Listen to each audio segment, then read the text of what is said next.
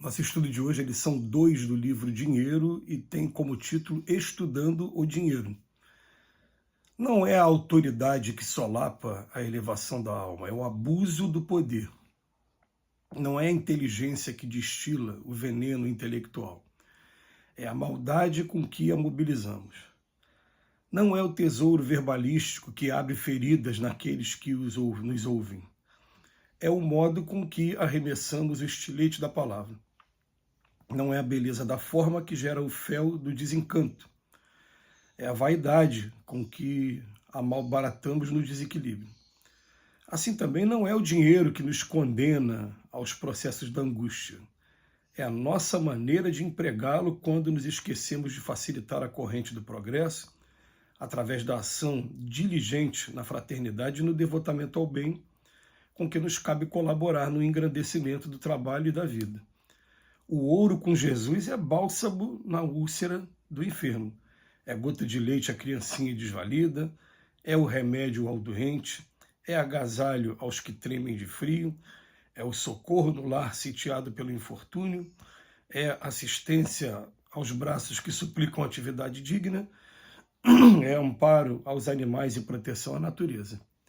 O cofre forte nas garras da sovinice é metal enferrujado, suscitando a penúria, mas um vintém no serviço de Jesus pode converter-se em promissora sementeira de paz e felicidade. Não amaldiçoes o dinheiro, o instrumento passivo em tuas mãos. Faze-o servir contigo sob a inspiração do Cristo, e todas as tuas possibilidades financeiras serão valiosos talentos em teu caminho, cooperando com teu esforço na edificação do reino de Deus. É interessante, né, a gente analisar que o dinheiro é neutro. Mas que, eu estou querendo dizer neutro no sentido de que ele não é bom nem ruim, vai depender da utilidade que você faça com ele. Mas a gente deve admitir que nessa jornada do espírito simples e ignorante até a perfeição, e principalmente na etapa em que a gente se encontra hoje, nós já tivemos a oportunidade de utilizar o dinheiro por várias vezes. E a gente parando para olhar para trás para o nosso passado, é claro que a gente vai se deparar com cenários desastrosos na utilização do dinheiro. Por quê? A gente vai pegar como extremo, mais uma vez, como a gente usou na lição de ontem. A gente vai falar assim, o extremo é o pródigo que se desfaz de todo o dinheiro jogando fora a oportunidade. Enquanto o outro extremo é aquele que se apega à riqueza material de maneira que vai trazer muitos sofrimentos quando ele tiver que largar o corpo, porque o vício na sovinice, na riqueza, vai fazer com que ele sofra no plano espiritual. E o equilíbrio disso tudo é a gente utilizar aquilo que seja o necessário para a gente. No primeiro momento, a gente utilizar os nossos supérfluos para poder estar promovendo o trabalho assistencial e amenizando as dores de outras pessoas, porque ninguém consegue ser feliz plenamente observando tanta tristeza e tanto sofrimento ao redor de si mesmo. Mas, ao mesmo tempo, a gente está falando do necessário, a gente pode sim, durante algum tempo, a gente promover o nosso bem-estar e ter um estilo de vida. É interessante a gente analisar, por exemplo, agora com a morte a desencarnação do grande comunicador que foi o Silvio Santos. Eu assisti uma entrevista dele e a gente fica penalizado quando ele diz que ele, quando era muito novo, o costume dele era comer abacaxi, melancia, banana na feira. E que depois atingiu um determinado momento da vida dele que ele não podia mais fazer isso para sua própria segurança. Então ele teve que trocar de maneira obrigatória as feiras de São Paulo pela Quinta Avenida em Nova York, onde ele não encontrava a mesma qualidade das frutas. Ele acabou intercalando fruta com alguns salgados que ele encontrava por lá, e mesmo lá alguns amigos ainda falavam para ele que ele tinha medo, podia ter medo de ser assaltado também, de ser atacado, de alguma coisa acontecer por lá também, porque a figura pública faz isso com a pessoa. Então a gente fica pensando assim, peraí, Será que não tem condições de eu ter também o meu bem-estar? Essa pergunta está lá na lei de conservação e a gente usa muito.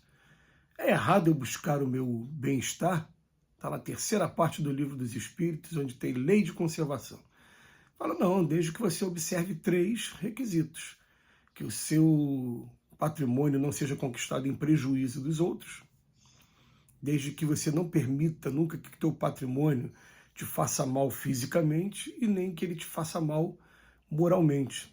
Então, o primeiro grande desafio nosso com relação ao dinheiro é esse. É o primeiro lugar. Eu posso conquistar, tenho o direito de conquistar, tudo bem, mas não estou prejudicando ninguém, está sendo de maneira honesta, está ótimo. E aí a gente começa a observar com muito detalhe, porque a coisa é sutil, né? Estou fazendo mal a mim mesmo com o meu dinheiro? Como é que eu estaria fazendo mal a mim mesmo com o meu dinheiro fisicamente? Comendo as coisas erradas.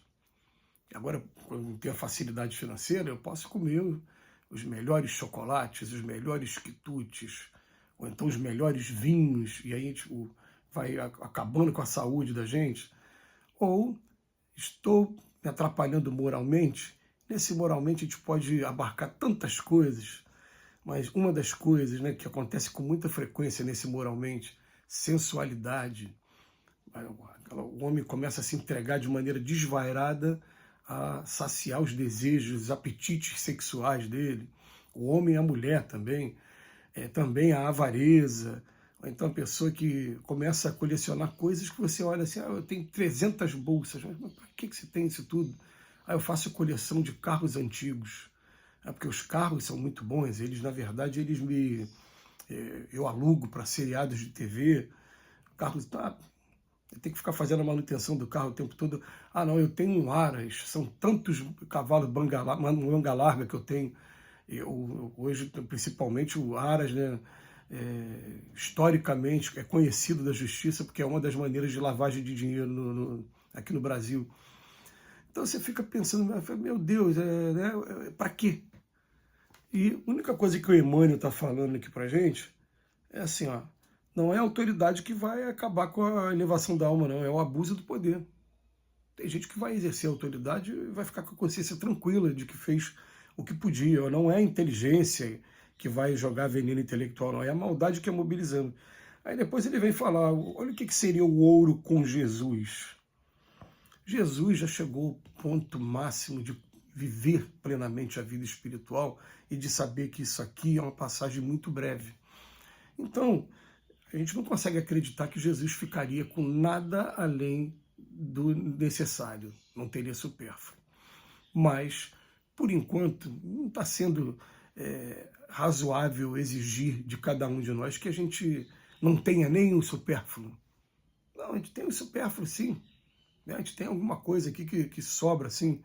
Mas vamos tomar o cuidado para que essas coisas que sobram não me façam mal fisicamente e não me façam mal moralmente. Vai chegar um ponto em que a gente vai entrar nisso aqui, que o ouro com Jesus é o remédio na úlcera do enfermo, é a gota de leite e alimentação para a criança, é o remédio ao doente, é agasalho que tem frio, é socorro aos lares sitiados pelo infortúnio, é assistência, é isso tudo aqui. A gente vai assim, no meio do caminho, a gente vai largando a utilização do dinheiro apenas para trazer prejuízo para a gente, para daqui a pouco começar a dividir as coisas e vai chegar um momento em que a gente, começa a entender o dinheiro como entendeu o Oskar Schindler durante a Segunda Guerra Mundial, quando termina de salvar centenas de judeus, e depois de terminar de salvar, ele olha para eles e fica lamentando, meu Deus, com esse anel eu podia ter salvo mais 3 vidas, com esse cordão eu poderia mais 2, e entra em choro, e aquele pessoal todo fala, meu Deus, eu estou vivo por causa de você, e você está chorando. Vai chegar um momento que a gente vai lamentar muito a utilização equivocada que a gente fez do dinheiro, e quanto tempo a gente perdeu por conta de vaidade, por conta de orgulho. São projetos que eu quero realizar. Eu quero comprar a minha casa não sei aonde, aí faz prestações, às vezes, durante 30 anos. Eu quero fazer, e se compromete, tira a qualidade de vida e acaba não sabendo empregar bem o dinheiro. Mas são muitos assuntos para a gente estudar nesse livro. Que Jesus nos abençoe hoje e sempre.